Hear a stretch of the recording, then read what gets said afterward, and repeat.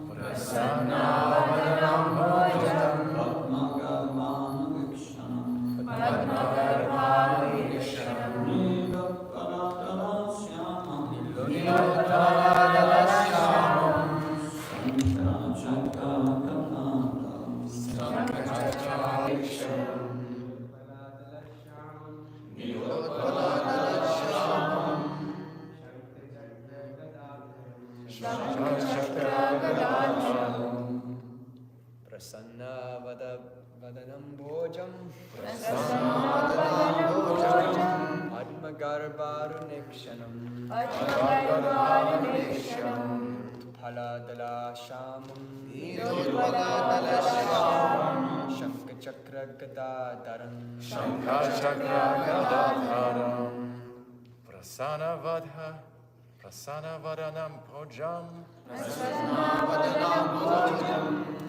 Padmagarbha arunekshanam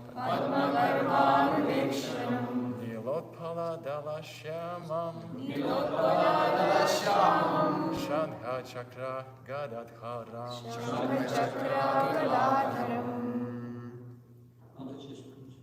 Prasanavadanam bhojam Padmagarbarunekshanam Nilotpala dalashyamam Shankha chakra gadadharam Prasanavadanam bhojam Padmagarbarunekshanam Nilotpaladalashyamam Shankha chakra gadadharam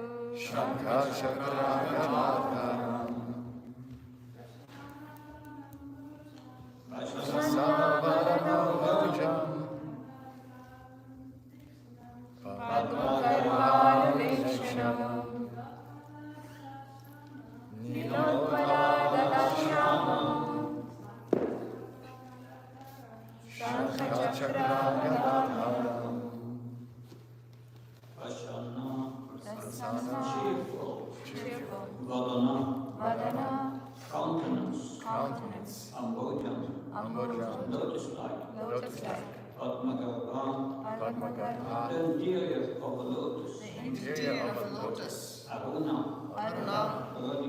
ruddy, Ikshanam, with eyes, Nila Utpala, blue lotus, Dala, petals, Shyamam, Swati, Shankha, Conch, Chakra, discus, Gada, club, Dharam, bearing.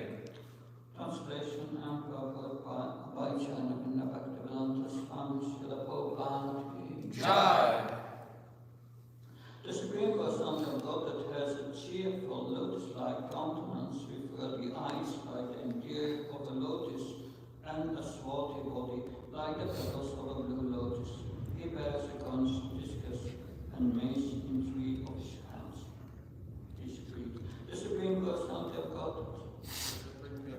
Godhead has a cheerful lotus-like countenance. With ruddy eyes like the interior of a lotus. And a swarthy body like the petals of a blue lotus.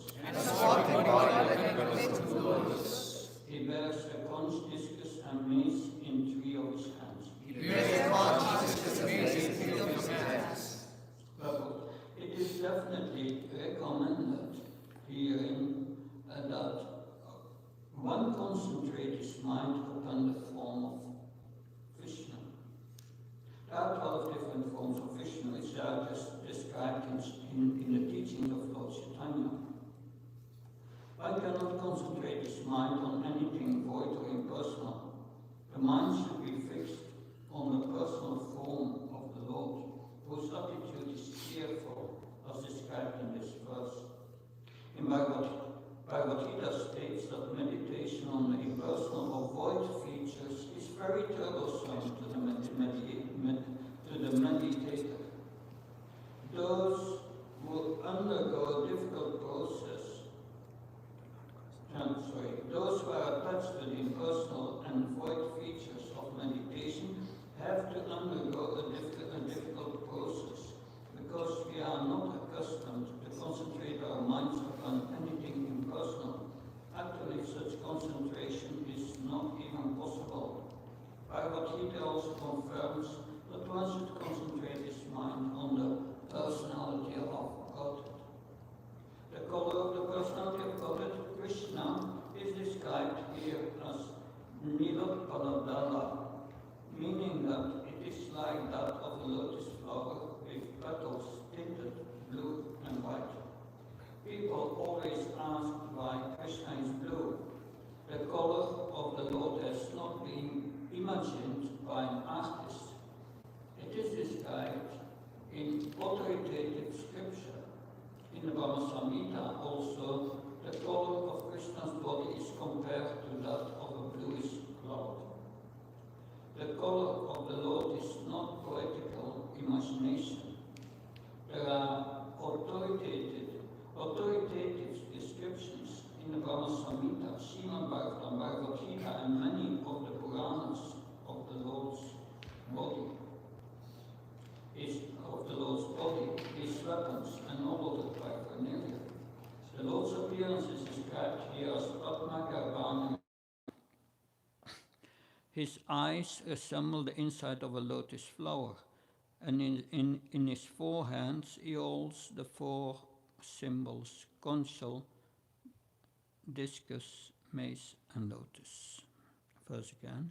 Pashanna vadanam bojam padmagarbhanurekshanam nilotpala dalasyamam sankha sakra kadadaram.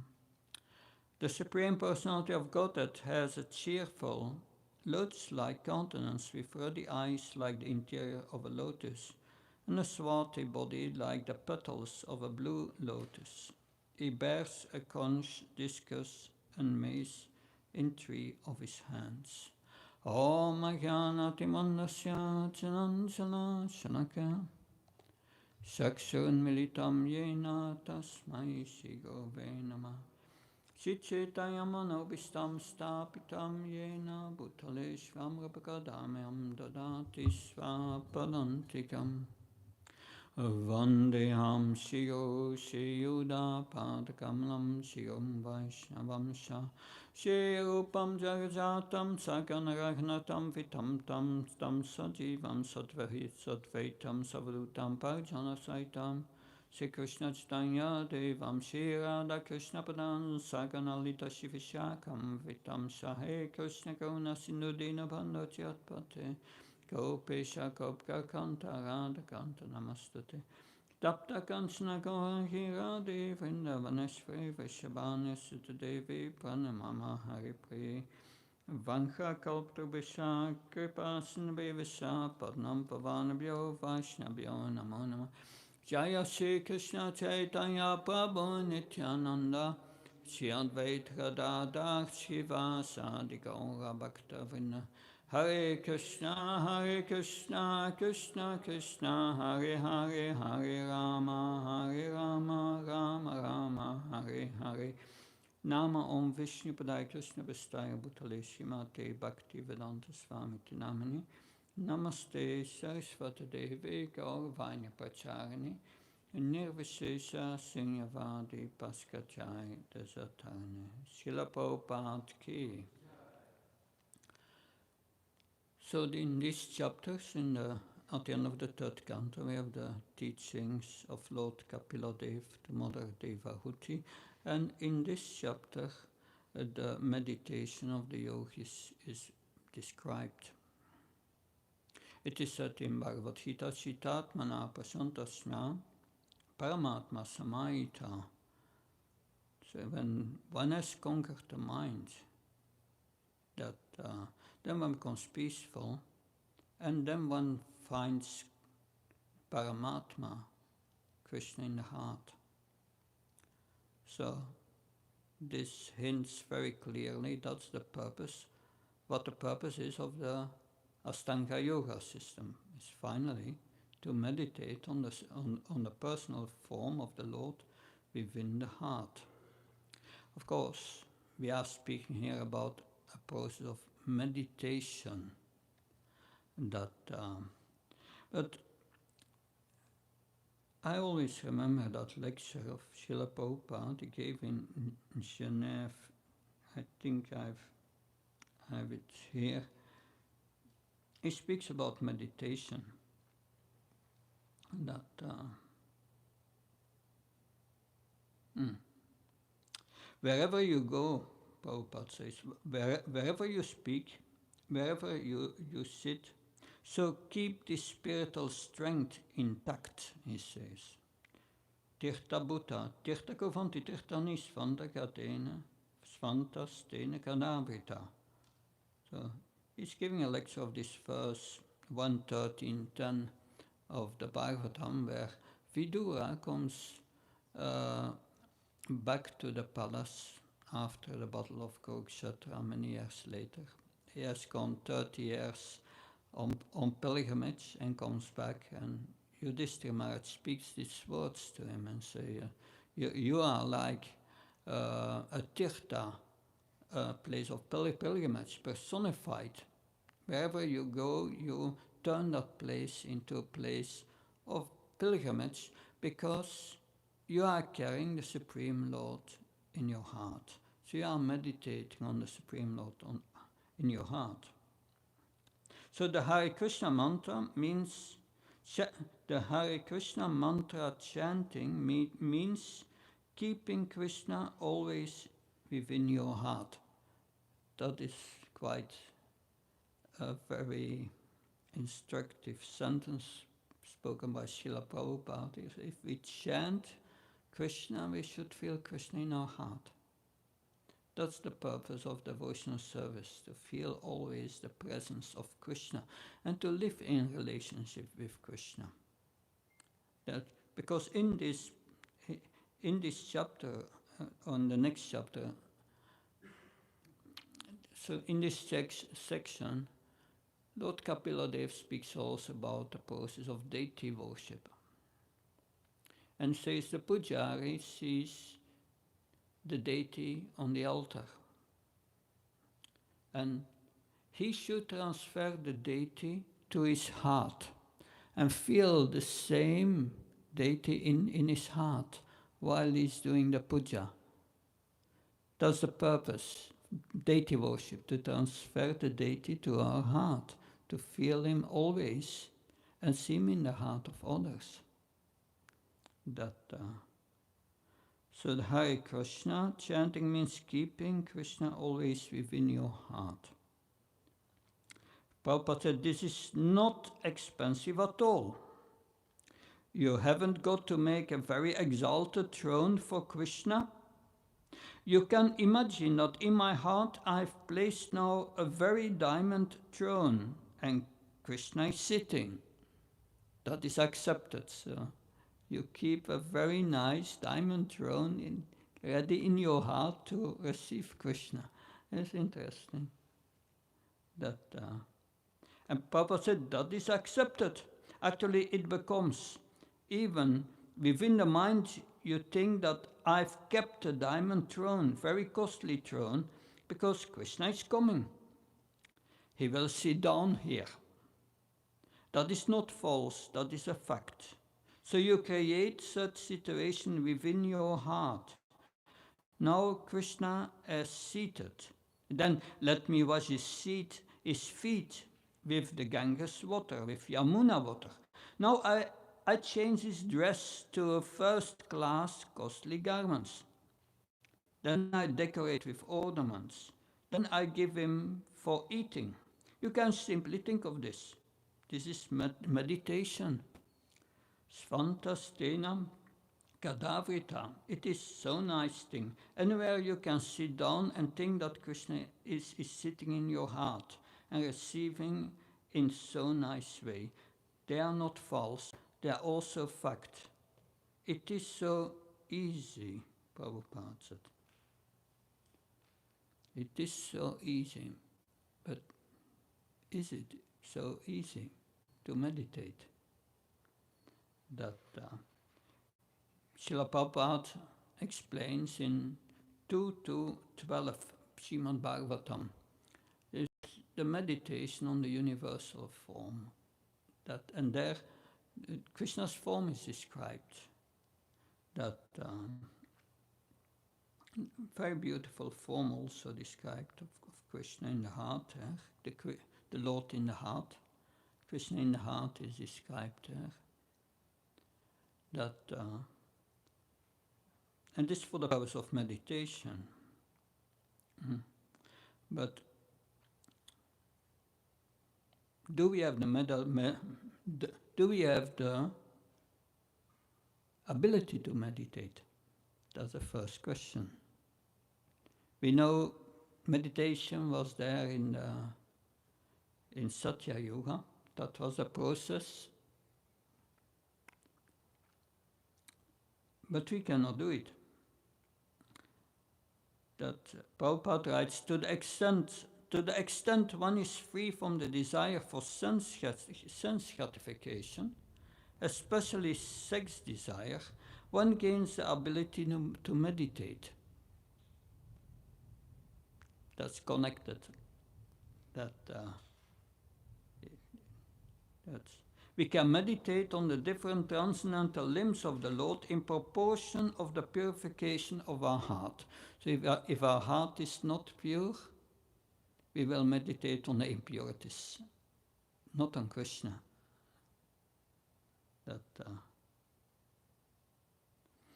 Prabhupada writes there, those who are still contaminated by sex desire should not progress above the meditation of the lotus feet of the Lord. So, if you are still contaminated in heart, you can meditate on the lotus feet of the Lord, but not higher. So, the Prabhupada explains in this purport that the study of the Bhagavatam, the first and the sixth cantos, are compared to the lotus feet of the Lord.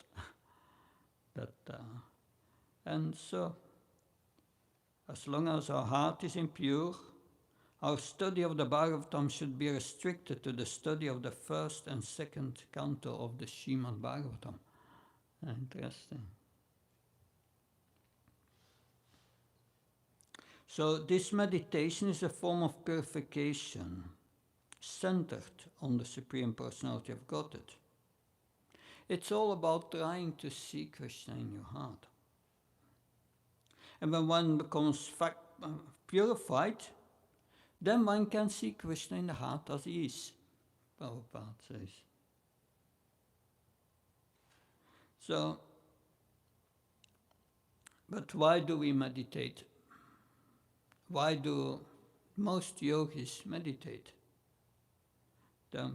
Mostly they don't meditate in a devotional way. No. They meditate to become liberated or to merge with Brahman. So it means, and Prabhupada explains further, one cannot begin appreciating the form of the Lord unless one is free from sex desire.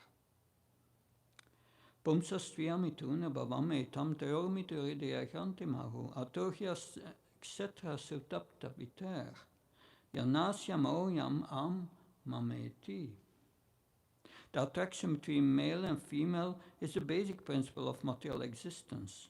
On the basis of this misconception which ties together the hearts of the male and female, one becomes attracted to this body, home, property, children, relatives, and wealth. This is from the teachings of Lord Rishabhadev.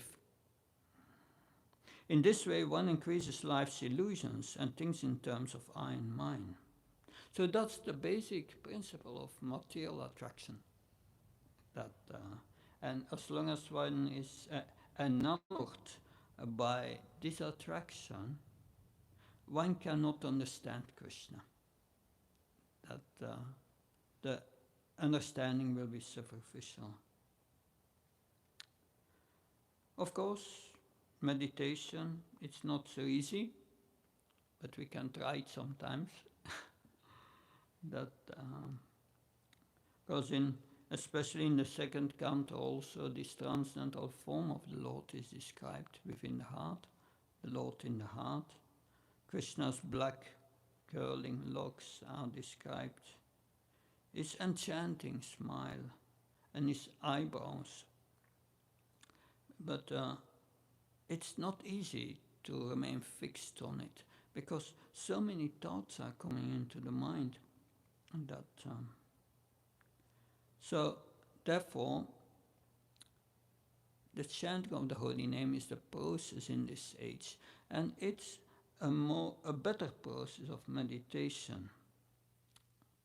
But if we chant the holy names, it means there must also be fixity of thought.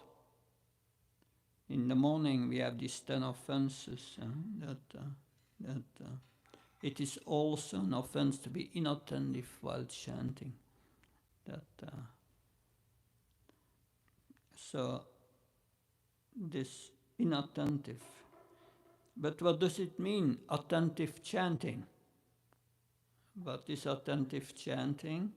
Attentive chanting means become absorbed in the name of the Lord, in the transcendental sound, just becoming absorbed in it. It does not mean trying to see Krishna in your mind. It's the fixity, or the fixedness of mind that means becoming absorbed in the sound of the holy name. So, fixity of thought, that's where this Ashtanga yoga system starts with. Because meditation means dhyan. Before meditation comes dharan, that which means having a concept to meditate on, dharan. And that concept is explained here, the concept of meditation for the yogis of Krishna in the heart. And the form is beautifully described. But before we can come to this, to getting this concept in our mind, that before becomes pratyahara, you have to shut out yourself of all sensual disturbance.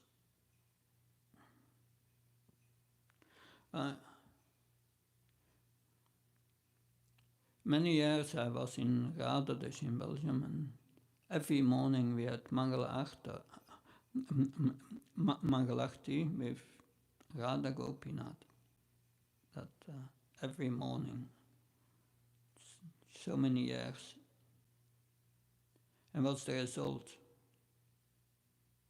Now I can think of Radha Gopinath in my mind, because it's fixed in my mind, because every morning Mangal Arti, so that is one of our practices. Come every morning to the Mangal Arti and become absorbed in the deities, and they will enter your heart. That if you really desire, you will find them in your heart. But you have, before dhyan, dharan, that's the concept. Get the concept in your mind, a form here, which is described. But before that is pratyahara. shutting out the source of all sensual disturbances. But also in the Ashtanga yoga system, there are first yam, niyam, things to do and things not to do. And we know them also in our process of bhakti yoga. We are following the regulative principles, not to do, and we have to chant Hare Krishna, hear the Bhagavatam, and of course do service. But then after Yam and Niyam, there is Asham. Yeah, it was mentioned a few days ago, this tape of Prabhupada, where Prabhupada says, it chants japa and then suddenly says, sit properly. So that's helpful. If you sit properly, then you stay awake. That's good. Learn to sit properly. Because also in the Hari Bhakti Vilas has been written by, yes, I think Sanatana Goswami and Gopal Bhatta Goswami. They were working on Hari Bhakti Vilas. And there is a section that's a statement how to sit properly. But of course, it's not the essence. The essence is to chant better. That's the essence. So we should not be over-occupied with it. Because Hari Bhakti Vilas said you should sit down in a proper asana. That means we should not walk when we chant japa. But Prabhupada did it. Srila Bhaktisiddhanta Saraswati Maharaj did it also, so it's not the essence, but it helps. No need to be over-occupied with it, but yeah, also devotees have asked Prabhupada that, yes, should we practice this yoga? And that Prabhupada said, yeah, yoga may be done, but it's very difficult.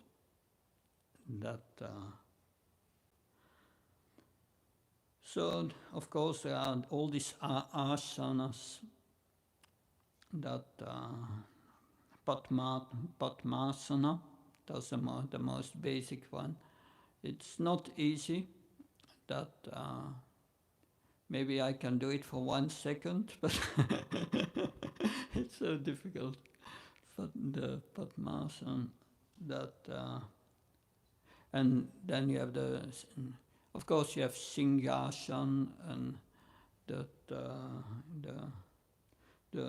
Kukuti Asana, that's the chicken asana, so many kinds of asanas, that if all those who have done a little yoga, they know many.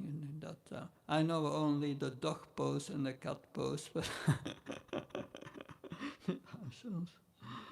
but yes. And then after that, pratyahara. You have to withdraw the senses by doing breathing exercises.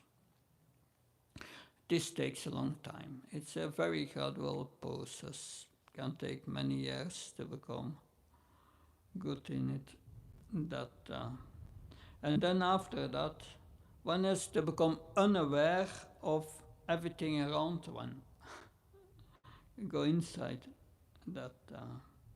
And then one can begin with this dharan, this concept that is described here. The dharan, that's called meditation. One comes start to meditate on the Lord, and when that becomes deeper, that becomes dhyan, and when one becomes completely absorbed, it becomes samadhi. So, what does meditation factually mean? active meditation means that we practice thinking of Krishna. That absorption in the holy name is also thinking of Krishna. But that's true in all activities that we do. I think Krishna says to Arjuna, Tasma Savesha Bhutsu, always think of me in all activities. Tasma, Anyway, sometimes we speak about japa meditation, right? Meditation. Japa meditation. So japa is also meditation on the Lord. Japa. It's a form, we meditate on the Lord in the form of His holy name, in His holy in sound vibration. But we find it often very difficult, as those who try to fix their mind on the Lord can become easily deviated. So many thoughts come into the mind while chanting, and sometimes devotees become discouraged. So the quality of chanting is not there.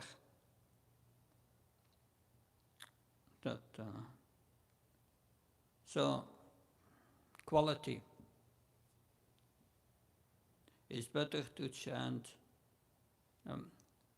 good 16 rounds than chanting more. That is a dangerous proposition. One can say, yes, it's better to chant 1 round good than 16 rounds, but well, it's better to chant just 1 mantra good than. But Prabhupada said, no. First quantity and later quality, then quality. So by practice, the quality will gradually improve. We should have faith that Krishna should help us. So Srila Bhaktivinoda Thakur is singing, when will my offenses cease, and will the holy name become manifest in my heart?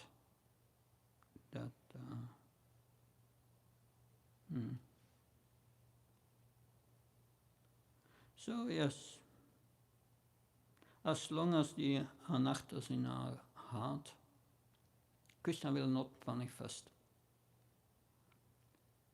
So we chant the holy name, but we have faith one day Krishna will manifest. It's like if you chant with these offenses, it's like you stand before a closed door.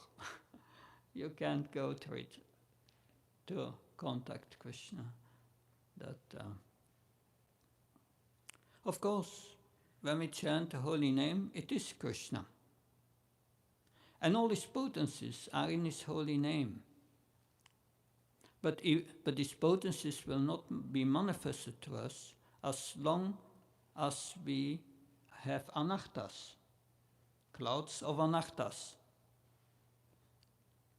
It's also mentioned in Harinam Chintamani that there it is mentioned, Harinam Chintamani, that Namabhas is the stage in the chanting where the anarthas starts to diminish. Namabhas starts when we start to give up these 10 offenses we chant in the morning. Therefore they are so important. If we start to give up these 10 offenses, then Krishna begins with gradually manifesting himself. And a first shadow effect comes. It's like when we have full anarthas, then it's like darkness surrounding the soul. And you cannot come in contact with Krishna. But when we start to give up these offenses, then it becomes like daylight, but you cannot see the sun. Clouds everywhere. But still, if there are clouds, you can see, it's daylight, you can see things clearly. And that's what happened. That is this namabhas becoming the daylight. And then, when all these anarthas, after many years of chanting, are gone, then the clouds are gone. And then you have direct contact with Krishna. What are these anarthas? Anarthas, and we have heard in the yogi in the beginning, Udaratmanatmanam Atmanam Avasadyat Atmevayatmana Bandur Atmevaripur Atmana. Bandur Atmatmas Tasyaya Natma Natmanachatha Anatmanatu Satratve Vartita Tatra Satravat. Something like that. So, with the mind, you can upgrade yourself, uplift yourself. Of the mind can degrade yourself. The mind can be your friend. The mind can be your enemy. And the mind is your friend when it's controlled. And the mind is your enemy when it's uncontrolled. And what makes the mind your enemy? It's these anarthas. And especially the 6 enemies of the mind. Krishna mentions 3 main in Bhagavad Gita. Gates to hell, he says. Kama, Lobha, and Krodha. That lust, anger, greed. There's also madness, illusion, envy. These are the enemies of the mind. So, if we have these enemies in the mind, it's like darkness, and there is very little purification when we chant. But when we come to namabhas is called the clearing stage of chanting. There are 3 stages in chanting: the offensive stage, the clearing stage, and the pure chanting. Clearing stage is namabhas. And namabhas, Haridas Thakur said there are 2 kinds. The stoba, hela. That means you meditate, or you address to an object which is different from what the name says. Like Ajamil was addressing, he was calling out the name of Narayan. He was addressing his son. But still, it was namabhas, because it is the lower stage of namabhas. But it was potent, so potent that it eradicated all these sinful reactions. But it was not offensive. It did not make one of the 10 offenses. But he was just addressing something else. But it was still the holy name. That's one kind of namabhas, but it's a lower namabhas. But usually namabhas means I give up these offenses to the chanting of the holy name. And that we should chant japa clear and loudly. Loudly enough so that we can hear it very nicely.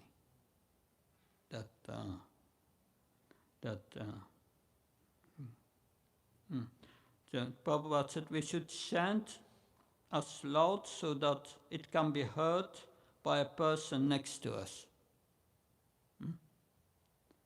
That's so the mind should be fixed on the holy name. So we chant with the faith that the name will manifest to us. That we are waiting for the name to manifest. If name will manifest when we come to this Namabhas. This Namabhas is the beginning of the manifestation. But the full manifestation is when the heart is pure. I think from Siddharth Babaji Maharaj, he was always chanting the whole day, and in the night he was also chanting. The devotees were wondering when he was sleeping, but sometimes Krishna did not manifest, and he became frustrated. He was sitting 3 days in the Yamuna. But then sometimes at night suddenly he started to laugh and ecstasy. So Krishna came. But that is a very advanced stage. But of course, Srila Prabhupada recommended us to chant. So when in the beginning in New York, he asked devotees to chant 64 rounds. But the devotees said, Prabhupada, we cannot do it. It's too much. And Prabhupada said, okay, 32 rounds. And the devotee said, no, it's still too much. And then he said 16, but not lower. And you should do service. That's important. Not just chanting. And do service. Because that's important. The result of the chanting should be service. that we serve. So it's going together.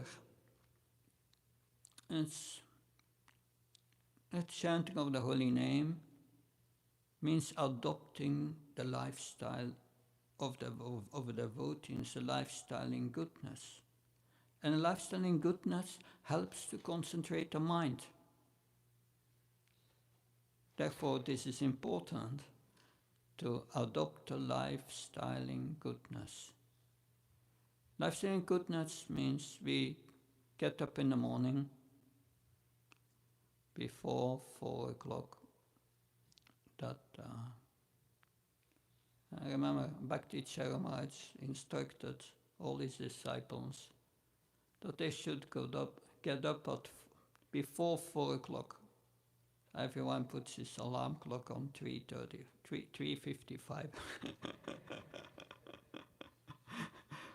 But anyway, we should get up early and have Mangalarti, and we fix our mind on the deity, and then we chant and try to feel the same deity in your heart. That's the message. And that's helpful. That will improve your chanting. Krishna is in your heart. That's Bhakti Charamaj. Someone asked Bhakti Charamaj, what does it mean chanting Hare Krishna? And it's simple. He gave the simplest answer I ever heard. He said, chanting Hare Krishna means saying to Krishna, I love you. So Krishna is in our heart. So this devotion, this addition of love in our chanting, makes the chanting very powerful. That will help us to find Krishna in our heart. Because I remember 2 years ago, Kadambaka Maharaj spoke to the sannyas candidates. And because I'm a member of the sannyas ministry, I was organizing sannyas school and so on.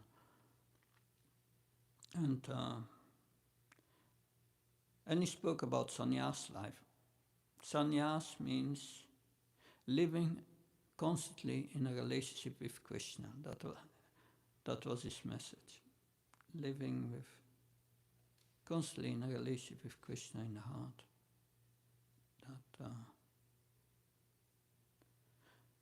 So what's important here is we see the descriptions here of this yoga system, and we can say what has this age, this yoga, we cannot do it. It's not for this age. Arjuna could not do it. So it's not for us. Yes and no.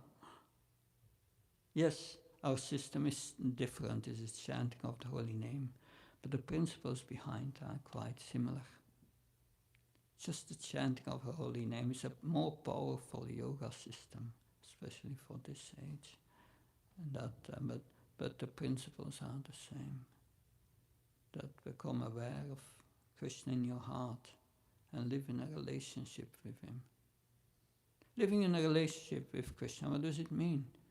Whatever you do, first think, will that please Krishna? He's in my heart. He knows us very much. That he's always been with us since time immemorial. So that living in a relationship with Krishna, that is Krishna consciousness. This yoga system is described here. And we understand that the purpose of the bona fide yogi is to live with Krishna in the heart. A relationship of love, constant relationship of love with Krishna in the heart. Yes. Anyway, that's what I could say on this verse. Any question or comments?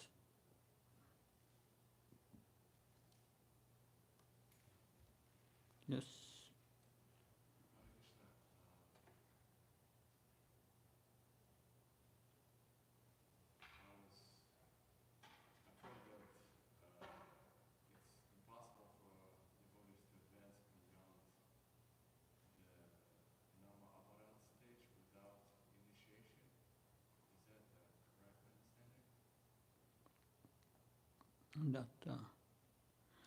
Well, Srila Prabhupada gave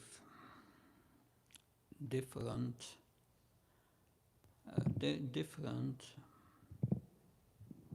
definitions of initiation.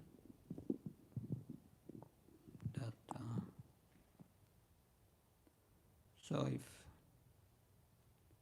of course, the process is that we accept initiation, and that acceptance of initiation makes the chanting more powerful. But it's not that it is without power if we don't receive initiation. Initiation, Prabhupada says, means accepting the process of devotional service and accept the chanting, have faith that this chanting will bring us to perfection, and follow the process of devotional service. But following the process of devotional service means that we should aspire for initiation and receive initiation.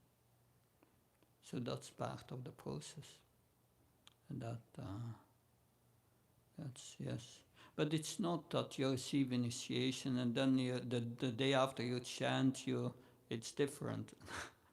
No, it's a gradual process. Initiation, acceptance of Krishna is usually a gradual process. Because as long as we have anarthas in the heart, We don't accept Krishna wholeheartedly. Because material desires means prayers. Prayers to the super soul to fulfill your material desires. That's what it practically is. And it takes us away from Krishna. So it's a gradual process. But taking initiation is part of the process. If you don't follow that,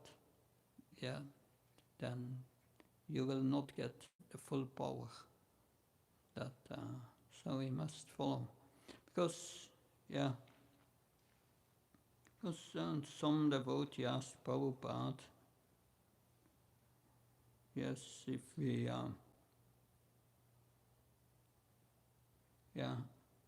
so why are we preaching? Someone said to Prabhupada, because people may read your books, but nobody practically takes initiation. So what's the result of our preaching? So they cannot advance when they don't take initiation.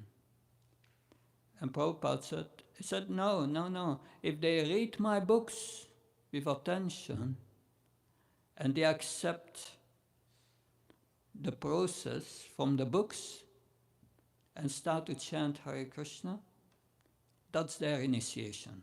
That's interesting. So there are different definitions of liberation even given by Prabhupada here.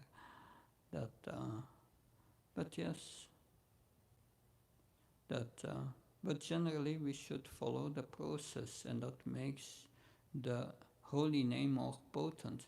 Because where does the holy name come from? Holy name,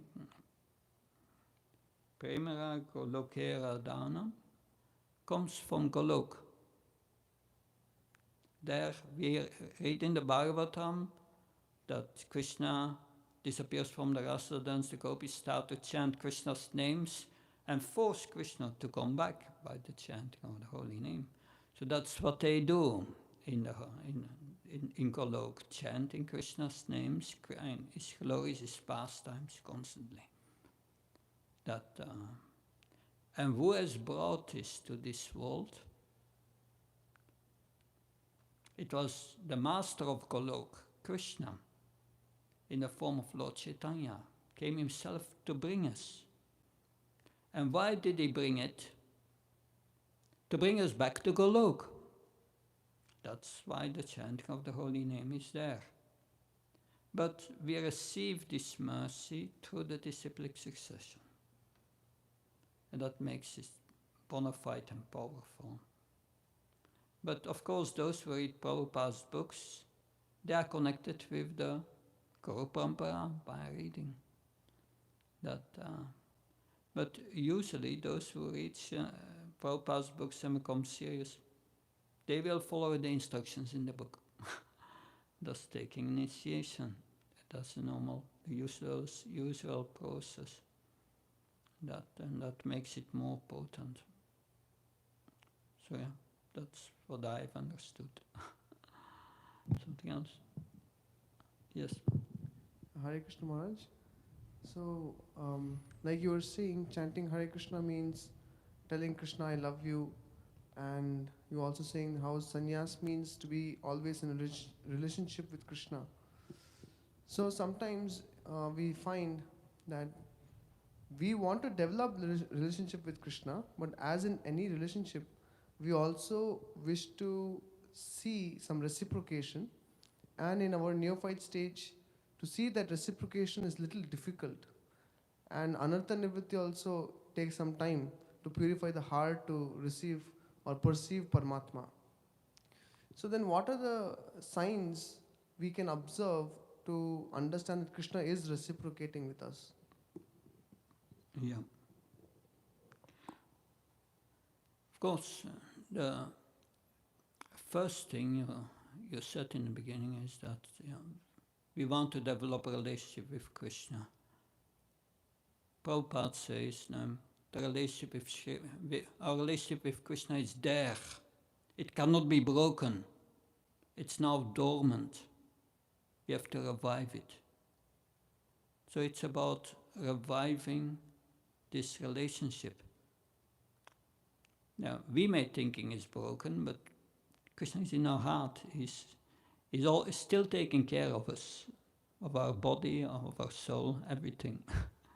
That is still doing this. And yes, ye yatamam prabhachante tam stadev bhajamam. Krishna says, I'm reciprocating with everyone according to their surrender.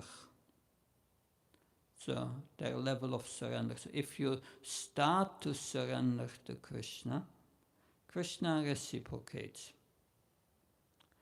But sometimes we think, we don't see Krishna's reciprocation. We think it's something else.